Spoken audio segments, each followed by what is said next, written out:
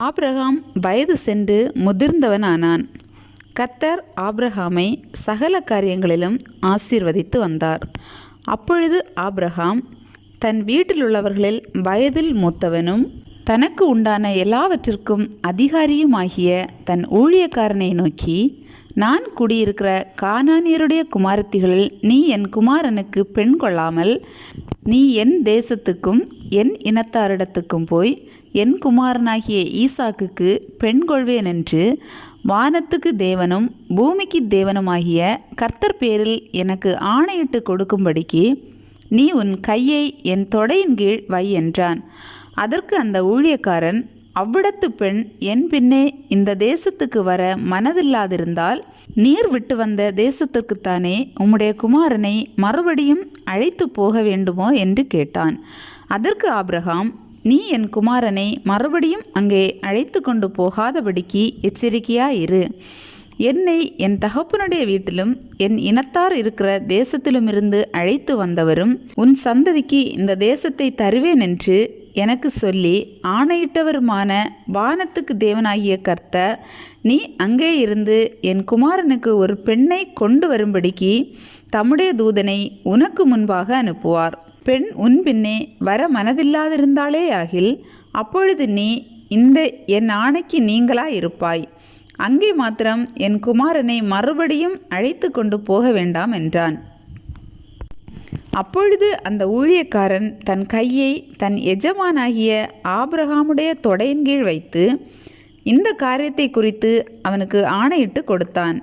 பின்பு அந்த ஊழியக்காரன் தன் எஜமானுடைய ஒட்டகங்களில் 10 ஒட்டகங்களை தன்னுடனே கொண்டு போனான். தன் எஜமானுடைய சகலவித உச்சிதமான பொருட்களும் அவன் கையில் இருந்தன.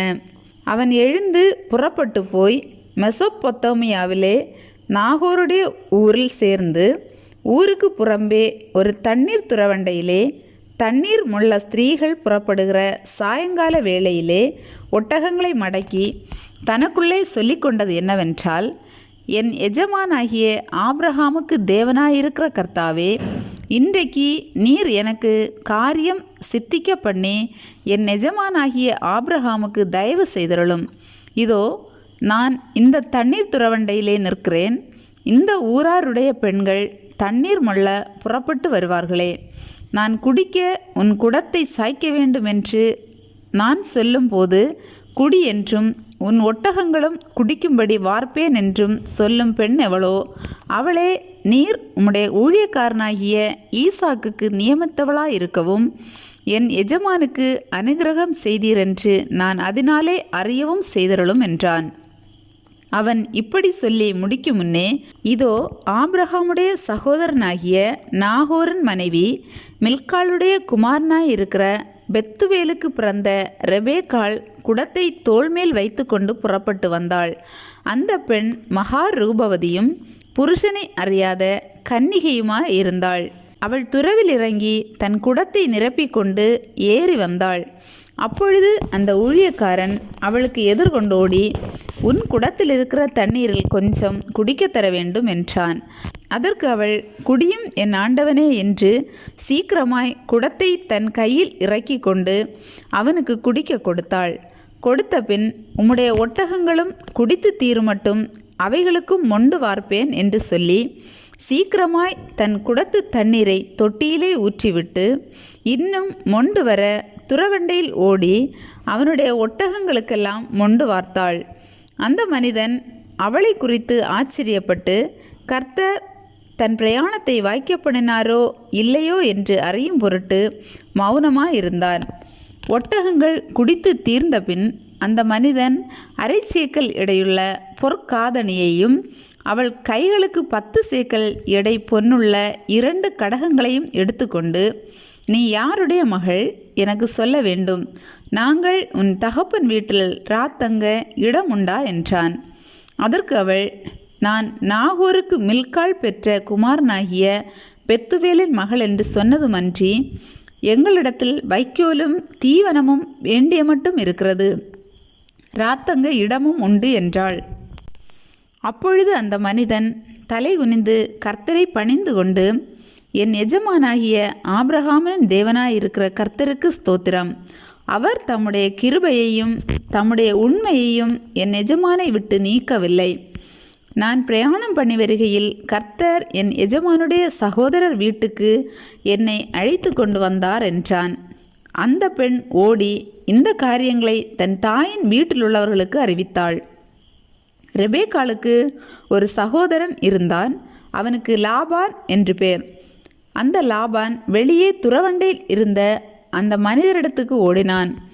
அவன் தன் சகோதரி தரித்திருந்த அந்த காதணியையும் அவள் கைகளில் போட்டிருந்த கடகங்களையும் பார்த்து, இன்னபடி அந்த மனிதன் என்னோடே பேசினான் என்று தன் சகோதரி ரெபேக்காள் சொன்ன வார்த்தைகளை கேட்ட மாத்திரத்தில் அந்த மனிதரிடத்தில் வந்தான்.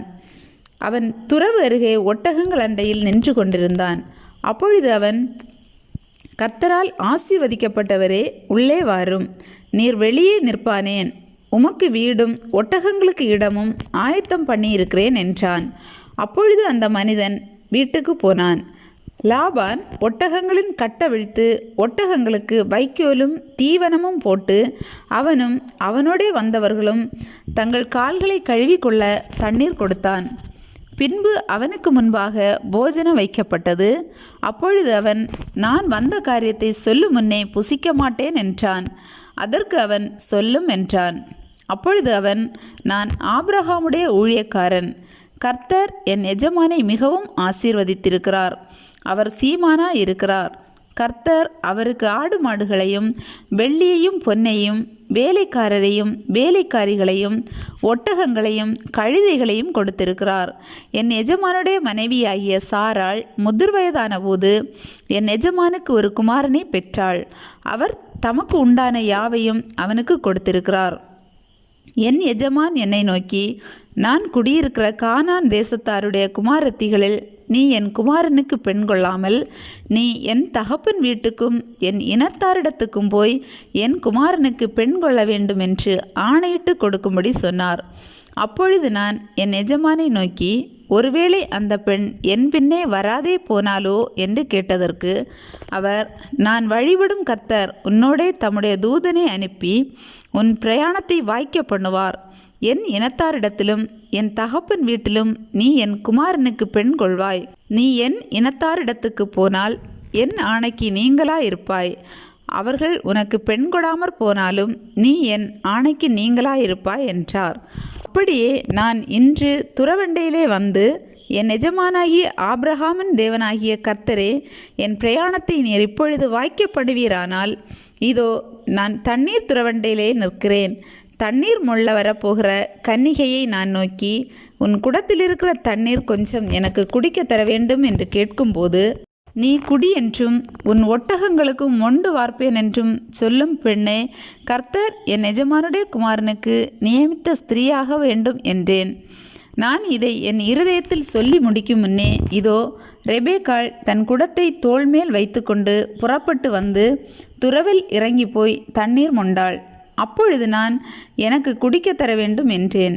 அவள் சீக்கிரமாய் தன் தோள் மேலிருந்த குடத்தை இறக்கி, குடியும், உம்முடைய ஒட்டகங்களுக்கும் வார்ப்பேன் என்றாள். நான் குடித்தேன், ஒட்டகங்களுக்கும் வார்த்தாள். அப்பொழுது, நீ யாருடைய மகள் என்று அவளை கேட்டேன். அதற்கு அவள், நான் மில்காள் நாகோருக்கு பெற்ற குமாரனாகிய பெத்துவேலின் மகள் என்றாள். அப்பொழுது அவளுக்கு காதணியையும் அவள் கைகளிலே கடகங்களையும் போட்டு தலைகுனிந்து கர்த்தரை பணிந்து கொண்டு, நான் என் எஜமானுடைய சகோதரன் குமாரத்தி, அவர் குமாரனுக்கு கொள்ள என்னை நேர்வழியாய் நடத்தி வந்த என் எஜமானாகிய ஆபிரகாமின் தேவனாயிருக்கிற கர்த்தரை ஸ்தோத்தரித்தேன். இப்பொழுதும் நீங்கள் என் எஜமானுக்கு தயையும் உண்மையும் உடையவர்களாய் நடக்க மனதுள்ளவர்களானால் எனக்கு சொல்லுங்கள், இல்லை என்றால் அதையும் எனக்கு சொல்லுங்கள். அப்பொழுது நான் வலதுபுறத்தை ஆகிலும் இடதுபுறத்தை ஆகிலும் நோக்கி போவேன் என்றான். அப்பொழுது லாபானும் பெத்துவேலும் பிரதியுத்தரமாக, இந்த காரியம் கர்த்தரால் வந்தது. உமக்கு நாங்கள் நலம் பொலம் ஒன்றும் சொல்லக்கூடாது. இதோ ரெபேக்காள் உமக்கு முன்பாக இருக்கிறாள். கர்த்தர் சொன்னபடியே அவள் உமது எஜமானுடைய குமாரனுக்கு மனைவியாக இருக்கும்படிக்கு அவளை அழைத்து கொண்டு போம் என்றார்கள். ஆபிரகாமின் ஊழியக்காரன் அவர்கள் வார்த்தைகளை கேட்டபோது தரை மட்டும் குனிந்து கர்த்தரை பணிந்து கொண்டான். பின்பு அந்த ஊழியக்காரன் வெள்ளி உடைமைகளையும் பொன்னுடைமைகளையும் வஸ்திரங்களையும் எடுத்து ரெபேக்காளுக்கு கொடுத்ததுமன்றி அவளுடைய சகோதரனுக்கும் தாய்க்கும் சில உச்சிதங்களையும் கொடுத்தான். பின்பு அவனும் அவனோடு இருந்த மனிதரும் புசித்து குடித்து ராத்தங்கினார்கள். காலையிலே எழுந்திருந்து அவன், என் எஜமானிடத்துக்கு என்னை அனுப்பிவிடுங்கள் என்றான். அப்பொழுது அவள் சகோதரனும் அவள் தாயும், 10 நாளாகிலும் பெண் எங்களோடு இருக்கட்டும், பிற்பாடு போகலாம் என்றார்கள். அதற்கு அவன், கர்த்தர் என் பிரயாணத்தை வாய்க்க பண்ணி இருக்க நீங்கள் எனக்கு தடை செய்யாதிருங்கள். நான் என் எஜமானிடத்திற்கு போக என்னை அனுப்பிவிட வேண்டும் என்றான். அப்பொழுது அவர்கள் பெண்ணை அழைத்து, அவள் வாய்ப்பிறப்பை கேட்போம் என்று சொல்லி ரெபேக்காளை அழைத்து, நீ இந்த மனிதனோடே கூட போகிறாயா என்று கேட்டார்கள். அவள் போகிறேன் என்றாள். அப்படியே அவர்கள் தங்கள் சகோதரியாகிய ரெபேக்காளையும் அவள் தாதியையும் ஆபிரகாமின் ஊழியக்காரனையும் அவன் மனிதரையும் அனுப்புவித்து ரெபேக்காளை வாழ்த்தி, எங்கள் சகோதரியே, நீ கோடா கோடியாய் பெருகுவாயாக, உன் சந்ததியார் தங்கள் பகைஞருடைய வாசல்களை சுதந்திரித்துக் கொள்வார்களாக என்று ஆசீர்வதித்தார்கள். அப்பொழுது ரெபேக்காளும் அவள் வேலைக்காரிகளும் எழுந்து ஒட்டகங்கள் மேல் ஏறி அந்த மனிதனோடே கூட போனார்கள். ஊழியக்காரன் ரெபேக்காளை அழைத்து கொண்டு போனான். ஈசாக்கு தென் தேசத்தில் குடியிருந்தான். அப்பொழுது அவன் லஹாய் ரோயி எனப்பட்ட துறவன் வழியாய் புறப்பட்டு வந்தான். ஈசாக்கு சாயங்கால வேளையிலே தியானம் பண்ண வெளியிலே போயிருந்து தன் கண்களை ஏறெடுத்து பார்த்தபோது ஒட்டகங்கள் வர கண்டான். ரெபேக்காளும் தன் கண்களை ஏறெடுத்து ஈசாக்கை கண்டபோது ஊழியக்காரனை நோக்கி, அங்கே வெளியிலே நமக்கு எதிராக நடந்து வருகிற அந்த மனிதன் யார் என்று கேட்டாள். அவர்தான் என் எஜமான் என்று ஊழியக்காரன் சொன்னான். அப்பொழுது அவள் ஒட்டகத்தை விட்டிறங்கி முக்காடிட்டு கொண்டாள். ஊழியக்காரன் தான் செய்த சகல காரியங்களையும் ஈசாக்குக்கு விவரித்து சொன்னான். அப்பொழுது ஈசாக்கு ரெபேக்காளை தன் தாய் சாராளுடைய கூடாரத்துக்கு அழைத்து கொண்டு போய் அவளை தனக்கு மனைவியாக்கி கொண்டு அவளை நேசித்தான். ஈசாக்கு தன் தாய்க்காக கொண்டிருந்த துக்கம் நீங்கி ஆறுதல் அடைந்தான்.